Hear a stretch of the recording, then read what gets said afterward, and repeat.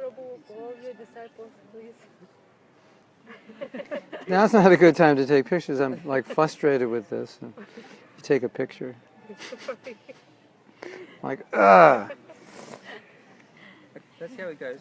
Otherwise we'll try the hotspot again. I think I have to. I think I have to move out of the over here. Lighting. Getting light from there. Is it better now? Not really.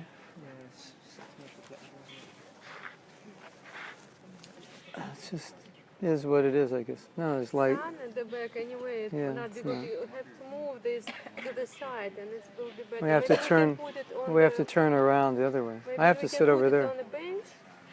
And you just look So you there. have the sign No, in your because face. with short legs. No, it's okay. They'll just. Yeah, maybe next week. Devotees are tolerant. Or they are, yeah, Yeah. like that place. Yeah. In this way you have the sign inside, so it's not such. So we should go over there? Why don't we Yeah. move over there? Let's go. Let's First, do it. Let's first move you with camera and check that light. Hold on, everyone. Check the light please first. Move again. Are you connected to your hotspot? I don't know. I mean, I took it off. Well, it's still on. Hopefully it's still on Wi-Fi. Hopefully it continues to work. I'll bring it all. Don't worry, Mahendra. Please check the light. If there will be better, I'll take it all. You can take whatever left. I'll take it.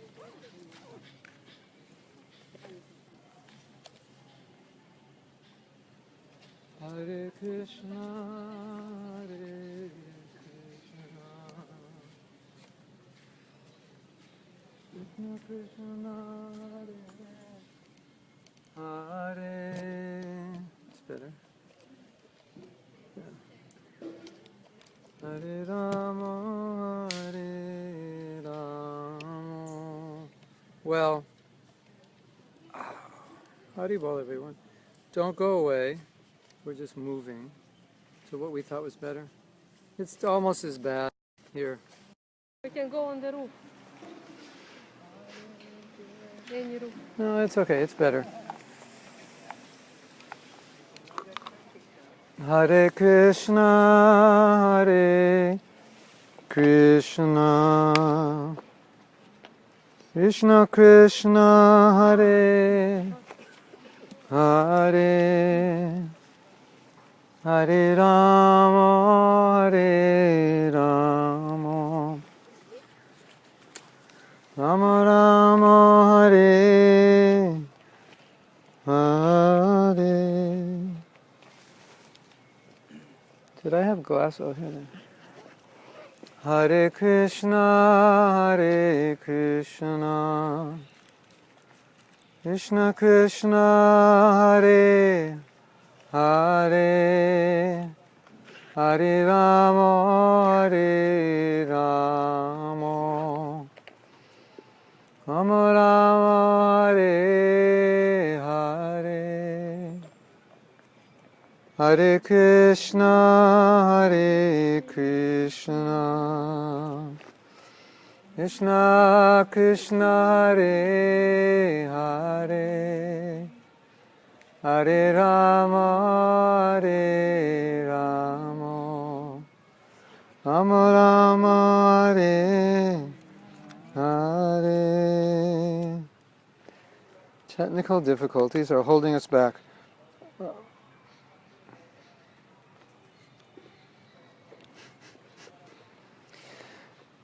A couple lessons ago, I was explaining that Prabhupada came out with the Nectar of Devotion in 1970. So we're all quite new. And the sections that were describing rasa and anything other than Vaidhi sadhana were kind of difficult to understand. And it's still difficult to understand. I mean, if we describe rasa, if we describe bhava, if we describe the stages of bhava, if we describe prema, it's still difficult to understand because we don't have experience of these things. Anyway, Prabhupada said, just read it. He didn't even try to explain it. He just said, read it. And by reading, hearing, you'll understand. So, as I said before, sometimes you understand something by understanding that you don't understand it. That's like a beginning stage. And what I mean by that is, when you understand you don't understand, you begin to understand what's transcendental, right? Because like if I don't understand it, it must be transcendental. Or there is a transcendental realm which I don't understand, which I need to understand, but it shows, at least it exists. So, one of the things that I've realized is that we don't really know what love of Krishna is. It's not clear, and we're trying to achieve it. And so by discussing it, it's kind of like your yoga teacher is teaching you, said this is how you do the pose. So she's describing it, and then you try to do it, but if she shows you, then you see it. Then you know if you're doing it right or wrong. No, it's like this. And sometimes they'll come and they'll move you around, right? No, it's like this, and they'll push you a little this way and that way. So you're actually seeing, first you're hearing and then you're seeing. So when we're hearing about love, the stages of love, then what's happening is we're getting to see what it's supposed to look like. Like this is what it is. These are the stages of it. This is what it looks like. And it's something we're trying to bend into. So we have to see what it looks like to bend into it. Because if we don't, we'll just create a crazy idea of love, right? Like many young devotees they'd go to Radhakund and think, I'm going to love Krishna. And, they've been devotees like a year or two. And Prabhupada, when they wanted to go, Prabhupada said, there's already enough monkeys in Radhakund. Meaning one of two things, you'll act like a monkey or you'll become one in your next life. Or I guess one precedes the other. If you act like one, you become one. So there's a nice story that I wanted to relate to you. It's actually a fantastic story. One of our godbrothers, Achyutananda Prabhu, he was amongst the first few devotees to join ISKCON. So, he worked very closely with Prabhupada. He saw what Prabhupada went through and all the difficulties. And he was with some devotees who were in the esoteric mode. The esoteric mode was, they're trying to understand Gopi Bhav, Madhurya Ras. And naturally, as you advance in Krishna consciousness, you want to understand these things. But you have to be careful. And sometimes you can misunderstand. And you can think you understand. So they were discussing what is Gopi Bhav, what is the love of the gopis. Because the gopis set an example for us, right? So you'd want to follow in their footsteps. What is their love? And there's a lot of Shastra that describes it, and some of that Shastra is difficult to understand for us. So they're having this very esoteric discussion, very high and philosophical and theoretical. A lot of it obviously is theoretical for us because we're somewhere a few stages below. So when you're discussing something like prema or bhava and you're not there, it's very theoretical.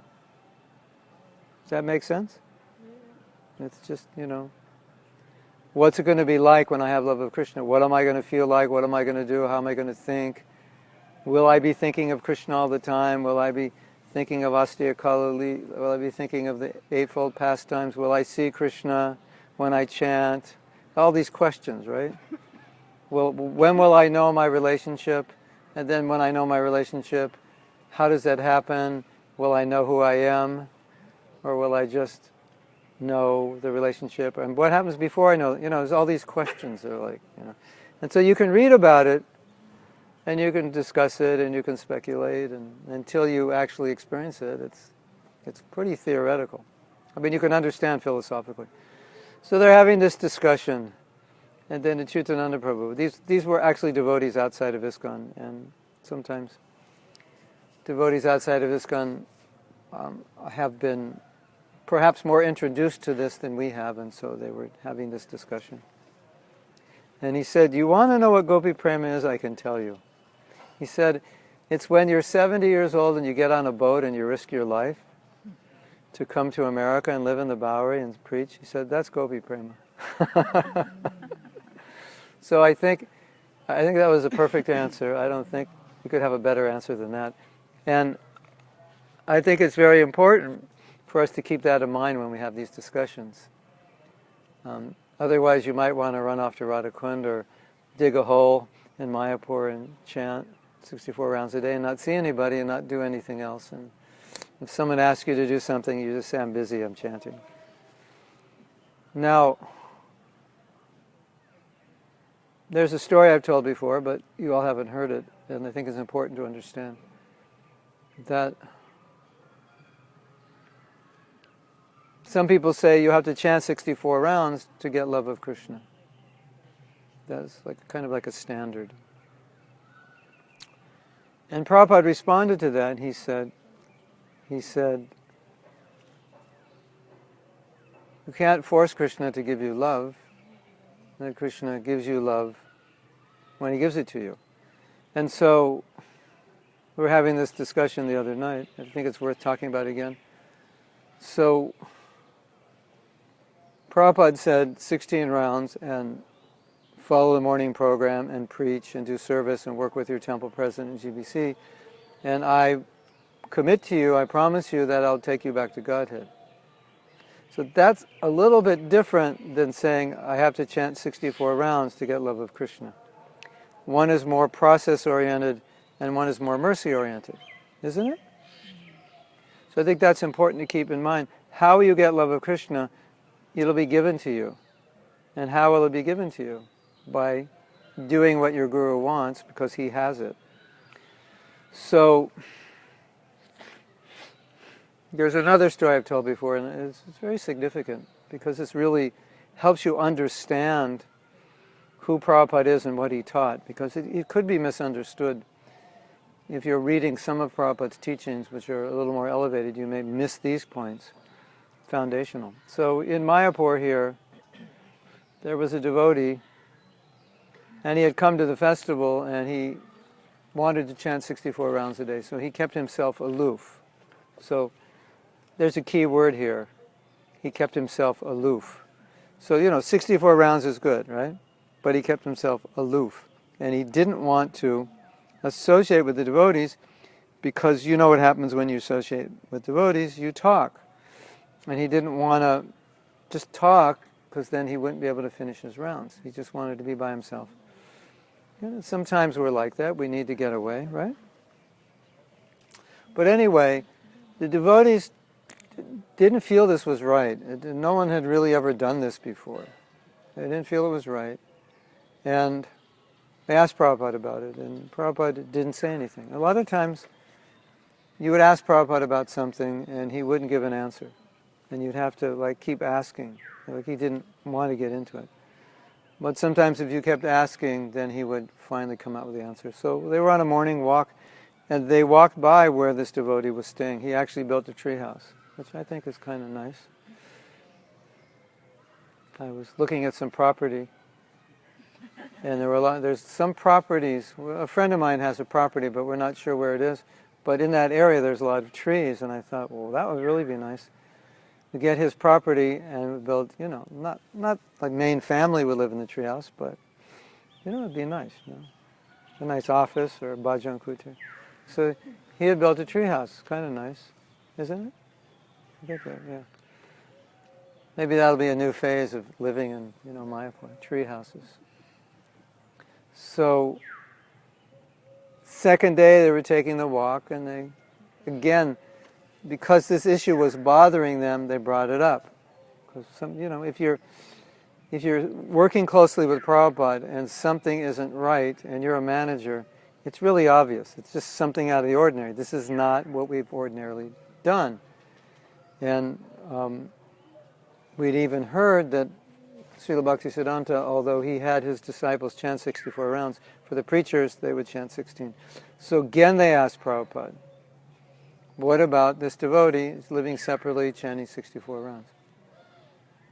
And then they said something which triggered Prabhupada. They used the word want. It's very interesting.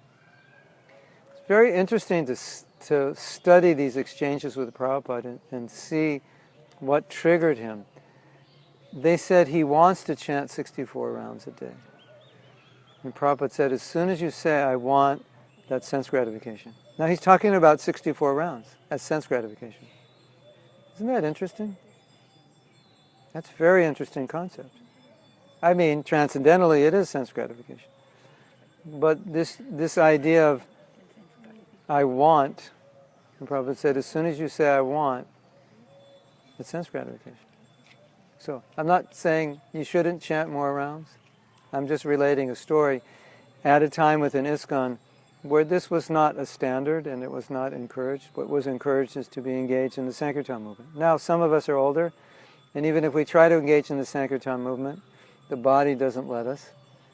And some of us are at a stage where it's hard to chant 16 rounds. We have to chant more. This was a young, able-bodied man ready to go out and conquer the world, and he didn't want to. And that was such an important instruction of Prabhupada to spread Krishna consciousness.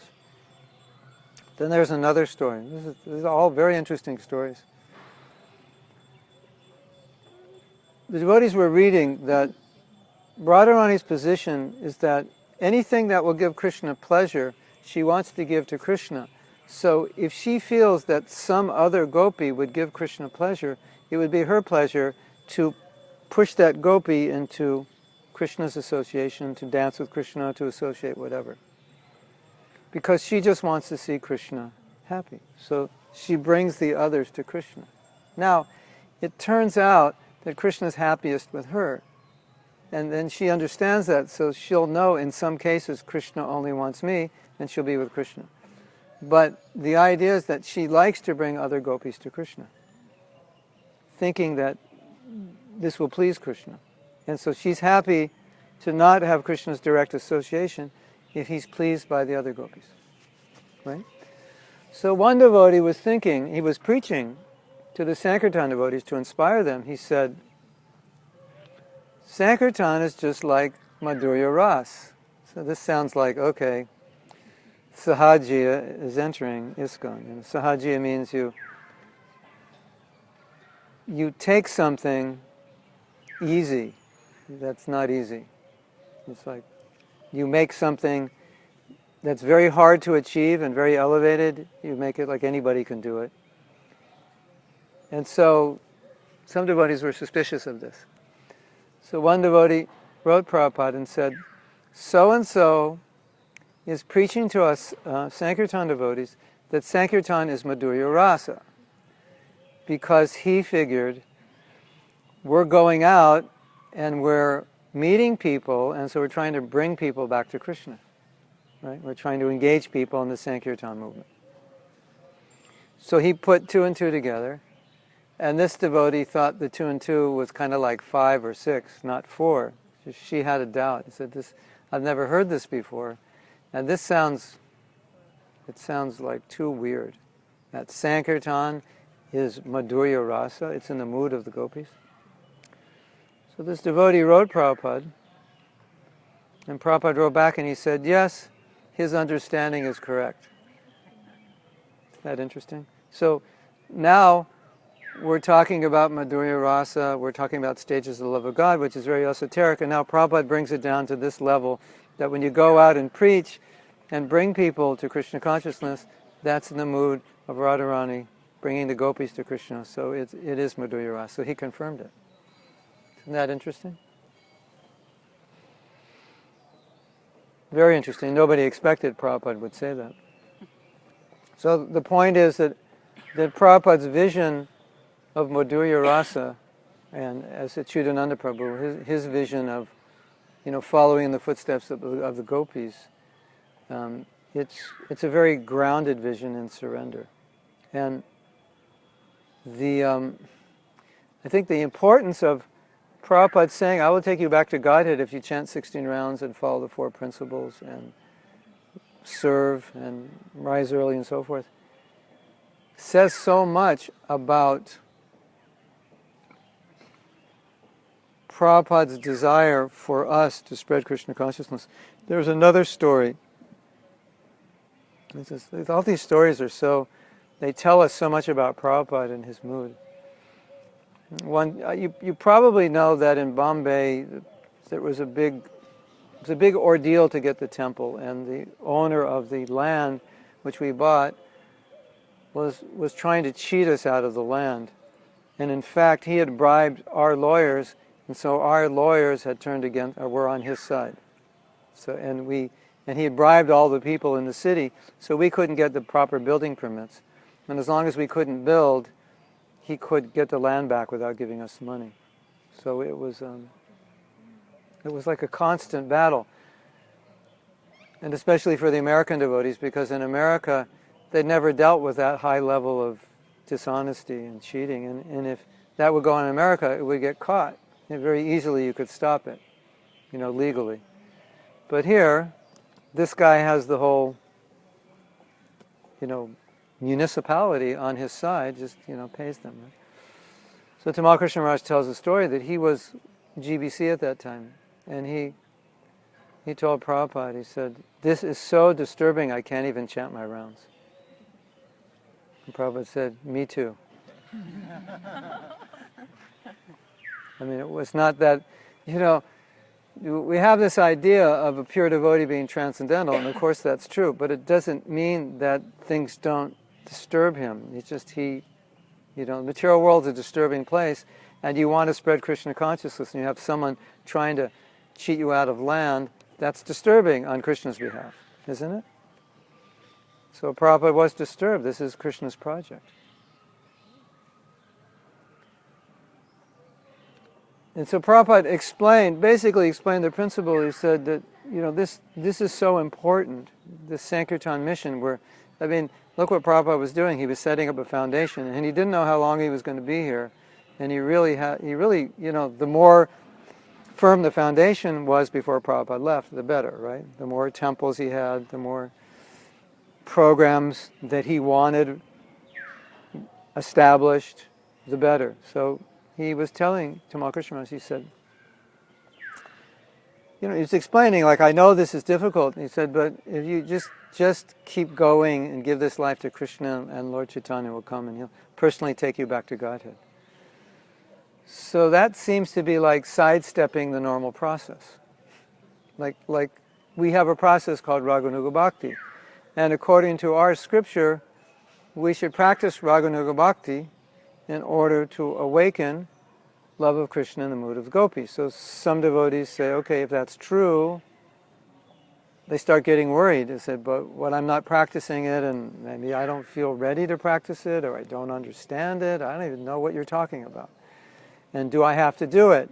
And the answer is, yes, you have to. The good news is you'll do it anyway, so you don't have to worry. It'll happen naturally. But here, Prabhupada's giving a different take on it. Maybe I don't live long enough to come to a stage of Nistha, Ruchi, or Asakti where I actually feel like inclined to practice Raganuga Bhakti, because Raganuga Bhakti means you become so attached to a certain resident of Braja and the kind of bhakti they have that you want it. It's just like you're going crazy. I want that. Like we heard about Yasoda today. So if you hear about Mother Yasoda and her leelas with Damodar, you might feel like, I want that. I want that same feeling and love that she has. And it drives you crazy. And you're just always reading about Mother Yasoda and the older gopis. That's how Raganuga Bhakti begins. It's just with that desire. But that will naturally come.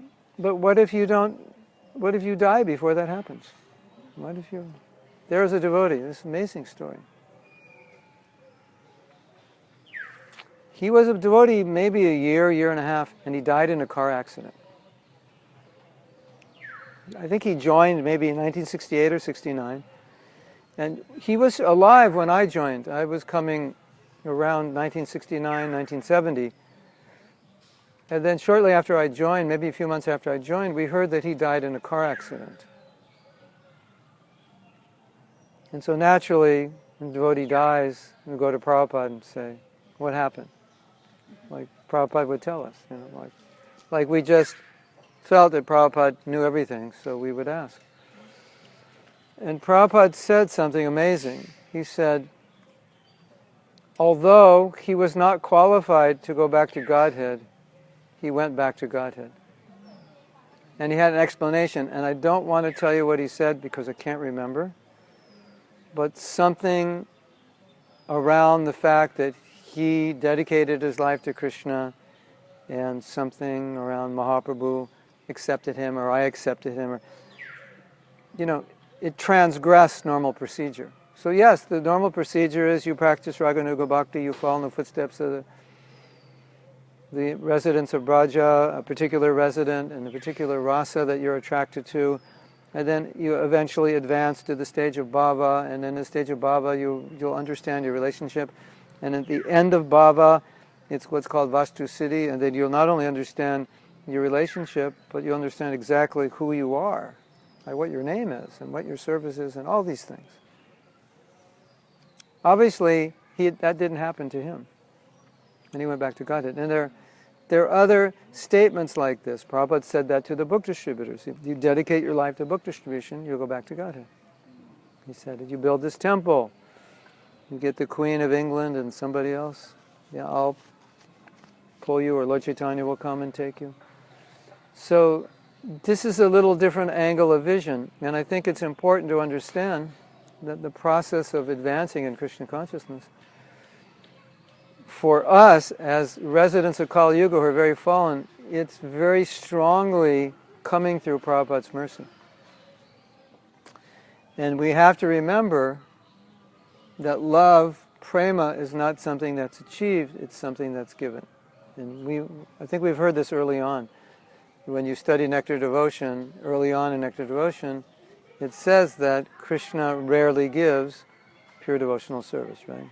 Isn't it? Wasn't that one of the symptoms? What is it? One of the characteristics of devotional service? It's rarely achieved? Yeah. One of the... Yes, Sudurlabha, yeah. Sandhanana Visheshatma, Sudurlabha, yeah. I think it's explained a little bit later why it is rare, because Krishna doesn't give himself very easily. Yes. Yeah. A lot of times, I think especially for women, if you've had a bad relationship, then you know what it means to give your heart. You say, I gave my heart to this person, and then he ran off with another woman. It makes a good lyrics for a song, but it's kind of miserable, right? And so if that happens to you, you're going to be cautious. You say, I'm going to be careful. If I ever give my heart again, I'll be careful, right? Because my heart was torn apart. So we understand that Krishna is controlled by love. We see that in the Damodar pastime. He's completely controlled by his mother.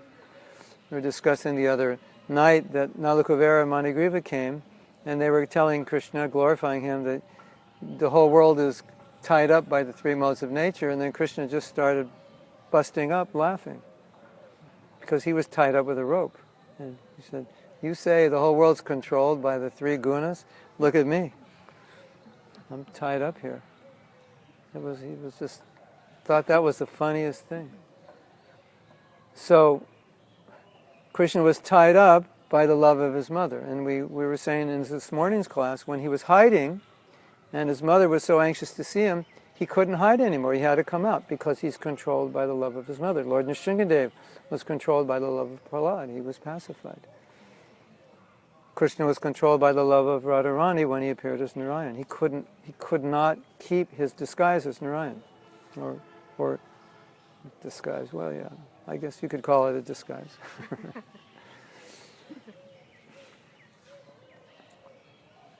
So Krishna knows when he gives love, he'll be controlled by it. So he's reluctant to give it. And then we also know that unless you have it, you can't go back to Godhead.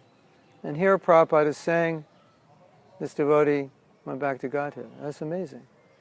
Right? It's like it's being given to people who aren't qualified.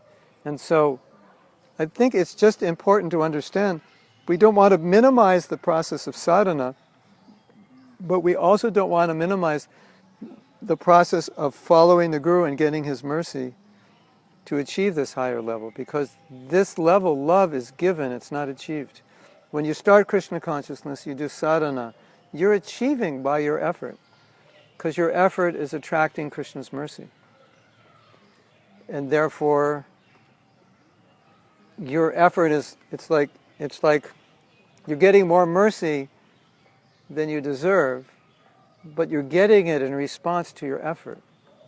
So it's, it's pretty much, you can say, if you chant without offense and you follow these principles, you will advance step by step. It's a science. Don't we say that?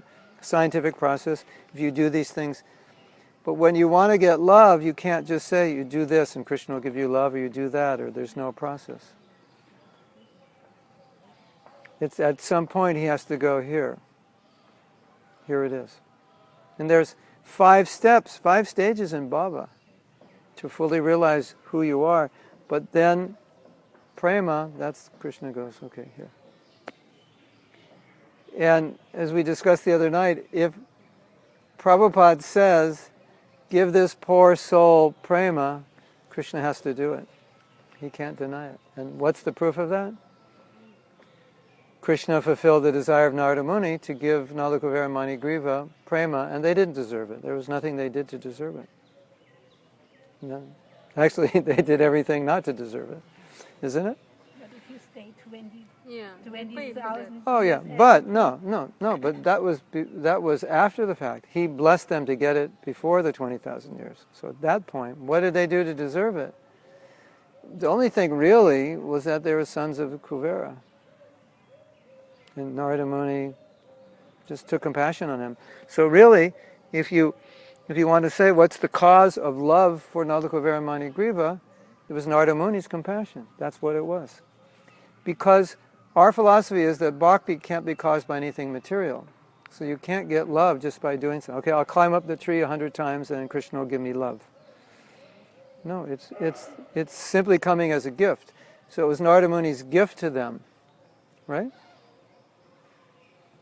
He decided to give it, and Krishna said, I have to give it. Even if I don't want to, I have to. Krishna can't say no. When his pure devotee says, give it, he has to give it. So, I just wanted to express that as a basis for this discussion. So we don't go out in outer space and seek out and, I'll tell you a funny story. About 2 weeks after I joined the temple, I found that song where Bhaktivinoda is saying, when, oh when will that day be mine? Kabhi Habhi Bolo Sedino. When I'll be running, when oh when will the day be mine, when I run along the banks of the Ganges chanting, Gaudhari, half mad of mine. And I read that and I thought, 2-3 weeks, that's probably going to happen to me. I thought, it's just, you move in the temple and you expect things to happen.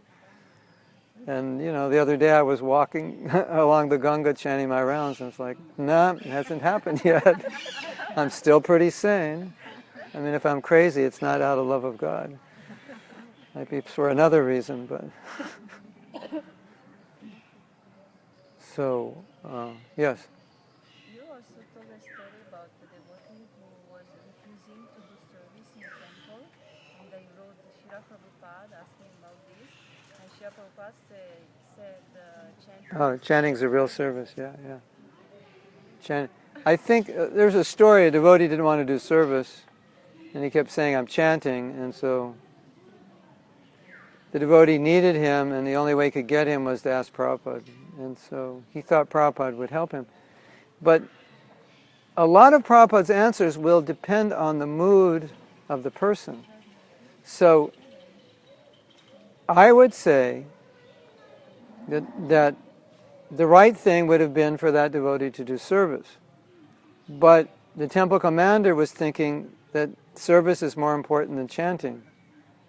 And that was very, very common in those days. A lot of devotees didn't chant 16 rounds because their temple president told them you don't have to if you have service.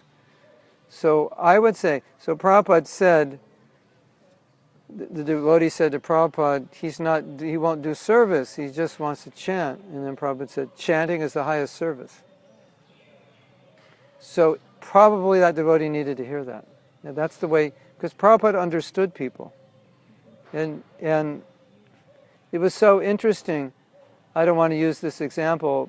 It's kind of a strange example, but I think it illustrates. You know, when you're playing a slot machine, I don't know if you ever played a slot machine, but we had a preaching center in Las Vegas, so sometimes they'd give you these slots and you couldn't do anything with them. So you play the slot because it's not gambling unless you lose money. So if somebody gives you coins to gamble, it's not gambling because you can't lose anything. What do you think of that? You don't like that? Sounds a little bit speculative. It's true. It's not gambling because gambling means you could lose something. And let's say, you know, you're on Sankirtan and you get a few of those in your collection, so you're only going to do it a few times and you're not going to do it after. Actually, Bhavananda, he came there and told us to do it. He said, you're not gambling because you can't do anything with these coins. So anyway, so you put the money in the slot machine and you pull it, and then what are they? You know, fruits, flowers, and something. You know, and you're waiting for them to line up. You don't know. You have no idea. You know, so, and it was exactly like that when someone asked Prabhupada a question. He said, "Here's a question that's asked to Prabhupada, and I've heard the answer before, but you know, you're not necessarily going to get the same answer." So because Prabhupada understood, Haribol. So Prabhupada understood people. So when he would answer questions, he also was answering that person's mentality. So we do find a lot of contradictory instructions. It's another funny story. This is like, I've told this story before. Some of you know it. It's such an interesting story in understanding Prabhupada and understanding the importance of 16 rounds. So there was a devotee. He had joined in San Francisco. In San Francisco in the 60s, you probably heard of Haight-Ashbury, right? You've heard of Haight-Ashbury? San Francisco hippie movement, that's where it started. So there was kind of like a center for the taking of psychedelic drugs. So if you join the movement in the late 60s in San Francisco, the chances of you having taken a lot of psychedelic drugs are like 100% or 101%. Haribol. And if you hadn't taken psychedelic drugs, it's like we'd look at you and like, what are you doing here? You must have the wrong place. Right? It was extremely rare.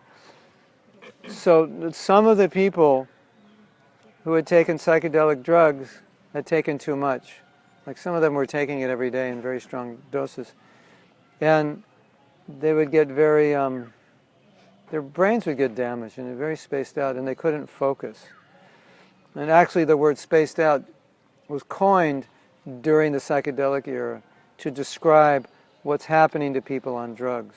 Because when you're on the drug, you can't really focus on anything.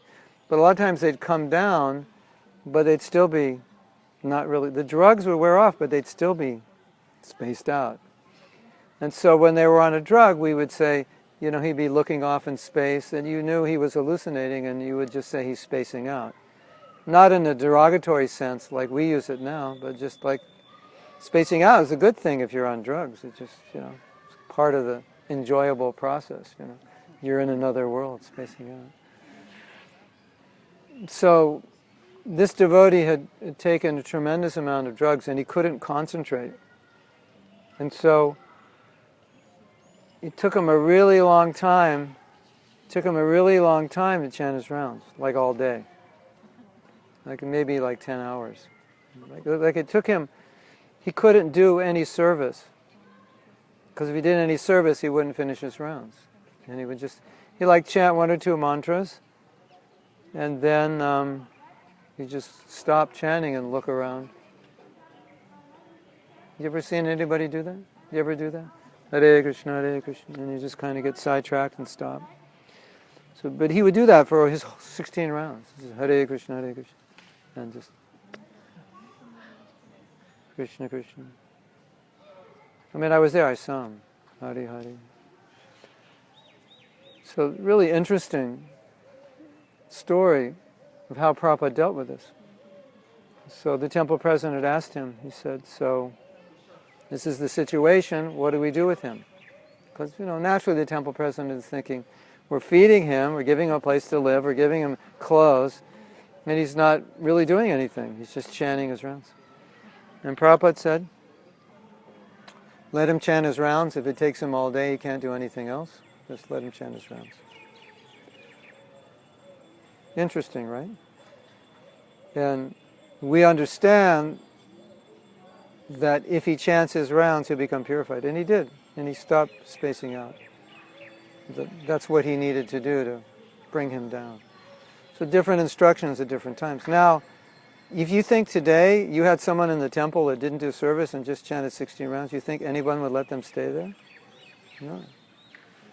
But Prabhupada understood people. So he could adjust. He knew what was best. So he wasn't stereotyped in that way, that like this is the only way. But he would deal with everyone individually. Another example of that, I was mentioning this morning, a lot of men wanted to leave their wives, become sannyasis. And so I had spoken to Prabhupada's servant who was reading all these letters requesting to take sannyas. And I asked, well, how did Prabhupada deal with it? So he'd get one letter and he'd say, yes. Another letter, yes. Another letter, no. Another letter, tell him he's a nonsense. Another letter, tell him not to leave his wife. Another letter, he can leave Vanaprastha. He can be Vanaprastha. So like Prabhupada knew how to deal with everybody. He kind of understood their nature. Just from a letter. So, yes. There's one other thing that Prabhupada did, which is also very different than what gurus have traditionally done.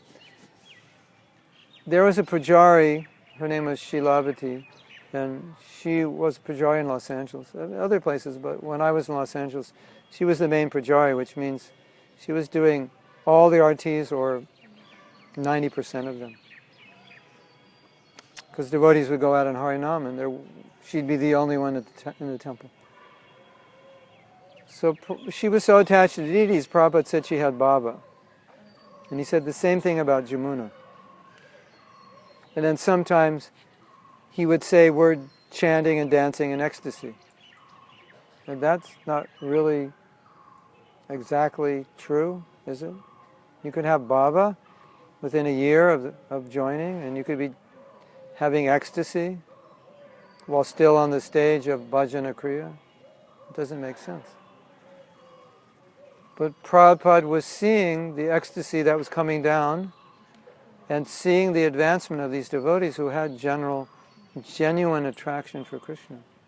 And he very, very liberally said they have bhava. Now that's a very different definition than you'll get by reading Shastra. Because at the stage of bhava, these ecstasies, what they're called sattvika bhavas, they manifest. Tears and hair standing on end and fainting and rolling on the ground like that, choking of the voice. So Prabhupada was seeing something a little bit differently. Yes? He was seeing it differently.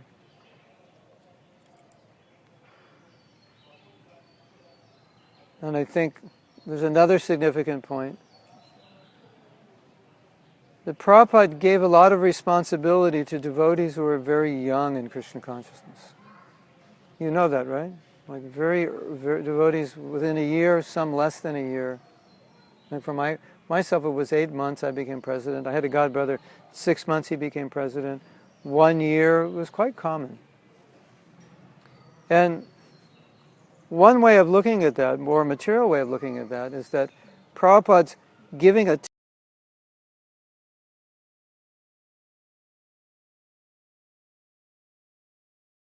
so powerful that if a disciple has mercy and he follows the Guru, then even at that young age, he can be empowered to spread Krishna consciousness. Because Krishna consciousness is spread by empowerment. Krishna Shakti Vina Nahi Tara Pravartana. You know that verse? Krishna consciousness is spread by empowerment. You may be a good businessman or woman.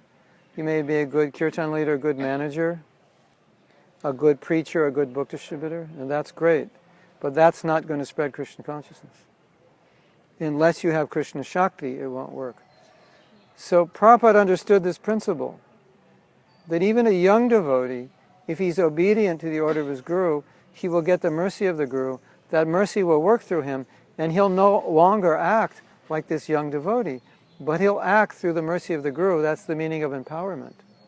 And that empowerment will enable him to do things that more advanced devotees would do. Will enable him to do things that even his spiritual master could do, and he's doing it. You understand? Like, for example, I'm holding on to I got my finger in a socket and 220 volts are going through me, and I go, come, nice to meet you, shake my hand, right? So what happens? It'll go to you, right? And obviously I'm not creating the voltage, but I can pass it on to you. And so empowerment needs to find a vessel that can be empowered. And the empowerment does it. It's not the person that does it. It's the empowerment is what's doing it. You understand? It's like it's the electricity is going into the vessel. So can the vessel hold it? I'm not an electrician, but you know when electrical lines, they have to be able to hold the electricity. The wires have to be a certain thickness to hold it. So can you hold it? And what's holding it? That you're following the order of your Guru. You're obedient to him. And when you become obedient, then he can bestow his mercy in a way that it's almost as if Prabhupada is present. And I can testify by experiencing ISKCON today and ISKCON then, that when you went to a temple during Prabhupada's manifest presence, it was basically as good as being in his presence, because his presence was feeling everybody's heart. And so by being with another devotee, it was like being with Prabhupada. 108 temples in 12 years. That's pretty good for bhaktas, right? 3-4-year-old devotees. 5-6-year-old devotees, all in their 20s. But who actually did it? They weren't doing it. Prabhupada was doing it. But because they were following his order and were willing to do what he asked, then his potency could work through them. There was one devotee, he said something very, very significant for this discussion. He was giving a Bhagavatam class, and he was reflecting on what he had done when he was a young devotee, what he had accomplished. And he was saying, in the class he was saying, I can't actually understand how I did it. When I look back at what I did, it doesn't make sense to me because I can't even do that now. You know, he's talking like maybe 30 years later. So 30 years of practicing Krishna consciousness and I can't do it now. And an experience that many devotees had after Prabhupada left was that they realized that so much of their advancement was coming by Prabhupada's mercy.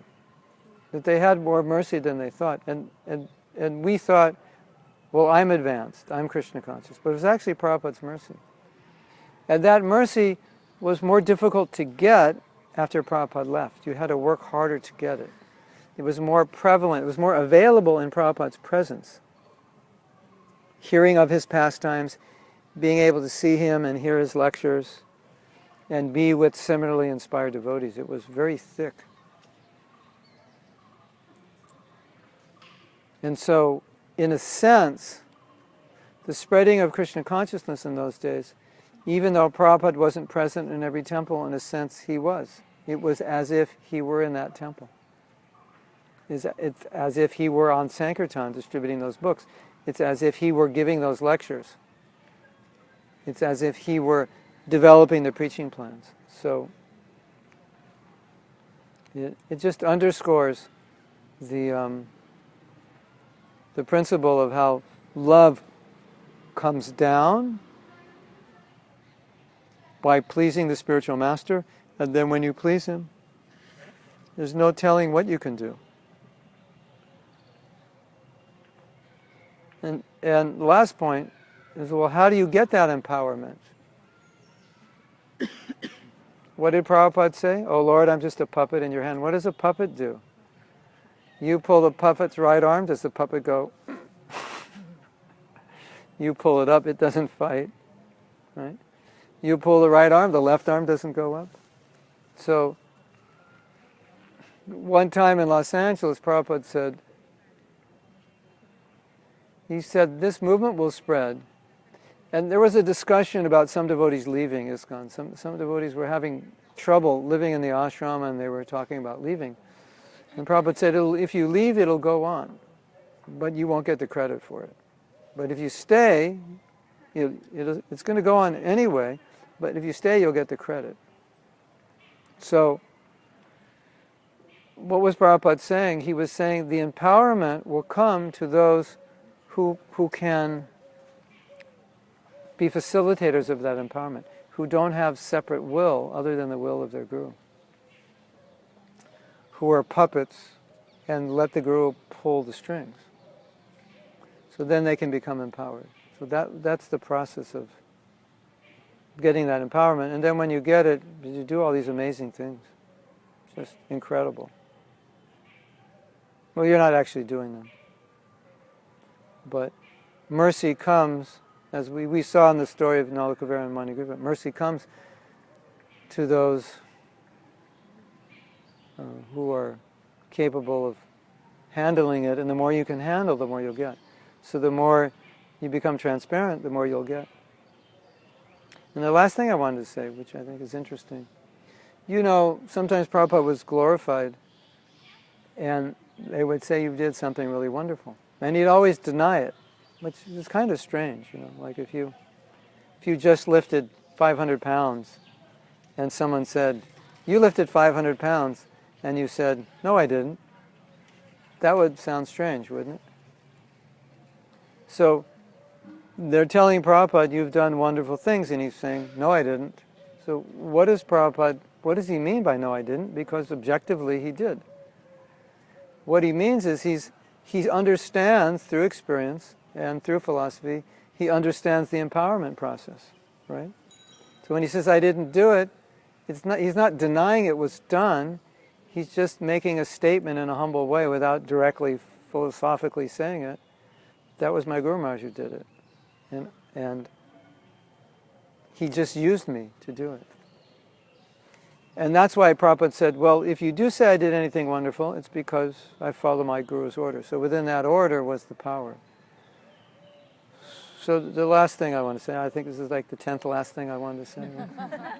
Because the topic is so interesting. One What sec. do you mean when you say credit? I mean, Prabhupada said, the process is going on, but you don't take the credit. Yeah, you give the credit to the source. Like, you're holding on to me and you're getting shocked, so I don't take the credit for generating the electricity. So you say, wow, you really shocked Srimati. And I say, no, I didn't. I said, yes, you did. She was shaking. I said, no, it's the shock, the energy, the electricity is coming. It's coming somewhere else. So, so that was Prabhupada's understanding. So that's why he said, if you think I've done anything wonderful, it was that I followed my Guru's order. And so he understood that through his own experience. And if you look at Prabhupada's preaching in that way and how he spread the movement, you'll really see how important following the order of the Guru is. Because he has all of us who aren't qualified, but we're doing all these amazing things. And you could have very qualified people who couldn't do a tenth of what we did if they didn't follow the order of the Guru strictly, or if they identified that power with themselves. Right? So, does that make sense? Yeah. So I think these are important points in understanding the process of love, which we didn't get to describe today, but there's always next Monday. Okay? So we have to go to another program. I mean, we don't have to, we get to. Right? Yeah, dismiss school. If anyone wants to come, we're just going to do questions and answers, right? Yeah. You're all welcome to come, and if you don't come, I still love you. Srila Prabhupada ki jai, Go Premanandi, Hari Hari Bol.